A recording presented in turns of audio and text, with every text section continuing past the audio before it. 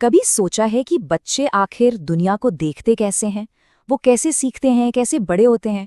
आज ना हम कुछ बहुत ही दिलचस्प सवालों के जरिए बच्चों के मन की दुनिया में उतरने वाले हैं। और हाँ, ये कोई टेस्ट नहीं है, बस एक मजेदार खोज है। तो ये जो सवाल है ना, ये सिर्फ सवाल नहीं है। समझिए कि ये वो चाबियां हैं जो एक बच्चे के दिमाग के ताले खोलती हैं। चलिए देखते हैं कि ये बड़े बड़े आइडियाज हमारे आसपास के बच्चों की छोटी सी प्यारी सी दुनिया पर कैसे लागू होते हैं। तो आज हम 4 खास चीज़ों पर बात करेंगे। सबसे पहले सफलता की मानसिकता क्या होती है, फिर देखेंगे विकास के पैटर्न को, मतलब बच्चे बड़े कैसे होते हैं। इसके बाद बच्चे की आंतरिक आवाज़, यानी वो खुद से क्यों बतियाते रहते हैं, और आखिर में सामाजिक संचार में आने वाली चुनौतियों को समझेंगे। चलिए, तो सबसे पहले बात करते हैं सफलता की मानसिकता की।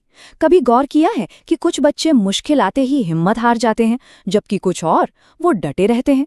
इसका राज पता है कहाँ छिपा है? उनकी अपनी सोच में। तो सवाल ये है, जो बच्चे सीखने के लिए हमेशा तैयार रहते हैं, वो जब सफल होते हैं तो इसका क्रेडिट किसे देते हैं, और जब फेल होते हैं तो किसे दोष देते हैं? इसका जवाब ना सच में बहुत कुछ सिखाता है। इस सवाल के पीछे जो कॉन्सेप्ट है उसे कहते हैं एट्रीब्यूशन थियरी। सुनने में भारी लगता है पर है बहुत सिंपल। इसका मतलब बस ये है कि हम अपनी कामयाबी या नाकामी का कारण किसे मानते हैं। क्या ये किस्मत थी या हमारी अपनी मेहनत? और ये छोटा सा फर्क सच में एक बच्चे का पूरा भविष्य बदल सकता है। अब जरा इन ऑप्शंस को देखिए। अगर कोई बच्चा ये मान ले कि मैं तो हूं ही स्मार्ट नहीं, तो उसके लिए तो नाकामी एक पक्की दीवार बन गई जिसे वो तोड़ ही नहीं सकता। लेकिन अगर वो ये सोचे कि मैंने शायद पूरी कोशिश नहीं की तो उसके पास हमेशा एक और मौका है ना? बस यही फर्क है।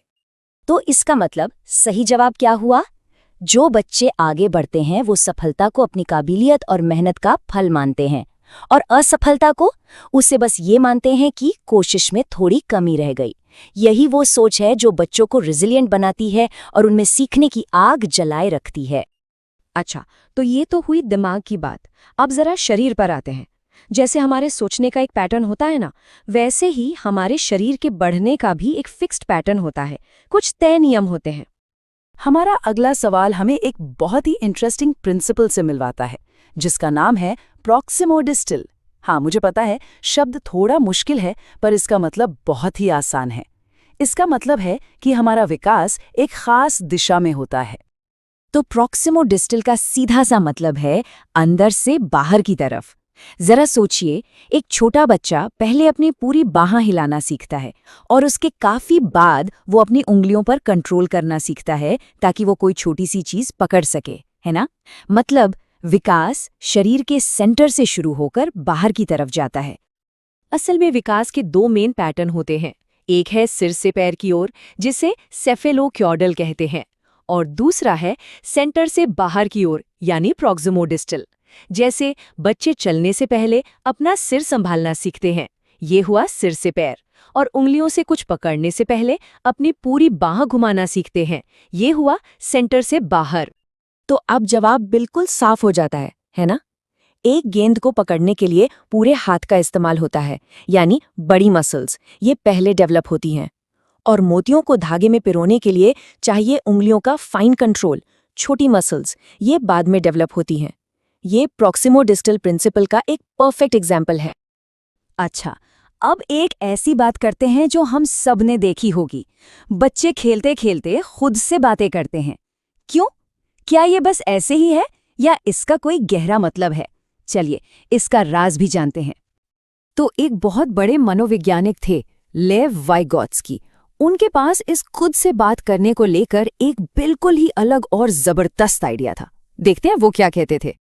वाइगोत्स्की ने इसे नाम दिया प्राइवेट स्पीच, और उनके हिसाब से ये कोई बचपना नहीं था, ये असल में जोर जोर से सोचना था। जी हाँ, ये उनके दिमाग का एक बहुत जरूरी टूल था, एक औजार। कभी किसी बच्चे को ब्लॉक्स से खेलते हुए देखिए, वो बोलता जाएगा, अच्छा अब ये लाल वाला इसके ऊपर, नहीं, पहले नीला वाला। वो असल में खुद को ही गाइड कर रहा है, अपनी सोच को डायरेक्शन दे रहा है। ये प्राइवेट स्पीच ही आगे चलकर हमारे मन की आवाज, यानी हमारी इनर वॉइस बन जाती है। तो जवाब क्या है? बच्चे खुद से बात करते हैं ताकि वो अपनी सोच को और अपने काम को रेगुलेट कर सकें, कंट्रोल कर सकें। ये एक तरह से बाहरी दुनिया और उनके अंदरूनी विचारों के बीच का एक पुल है।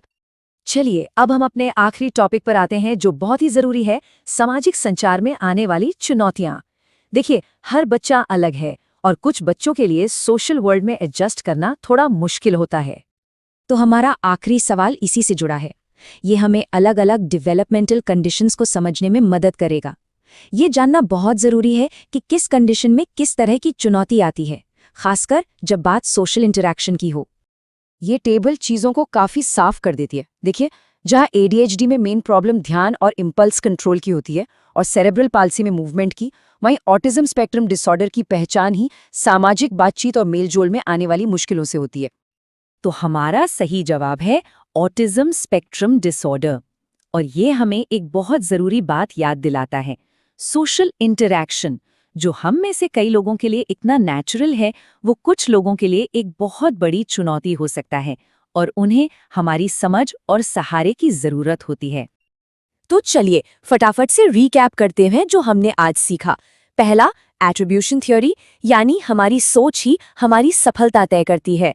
दूसरा, प्रॉक्सिमोडिस्टल सिद्धांत, मतलब हमारा शरीर अंदर से बाहर की ओर बढ़ता है। तीसरा, वाइगोत्स्की की प्राइवेट स्पीच, यानी खुद से बात करना सोचने का एक तरीका है। और चौथा, सामाजिक संचार, जो हमें याद दिलाता है कि सोशल वर्ल्ड सबके लिए एक जैसा नहीं होता। और जाते जाते एक सवाल छोड़ जाते हैं, इन चारों आइडियाज में से कौन सा आइडिया ऐसा है जो एक बच्चे की दुनिया को देखने के नजरिए को सबसे ज्यादा बदलता है?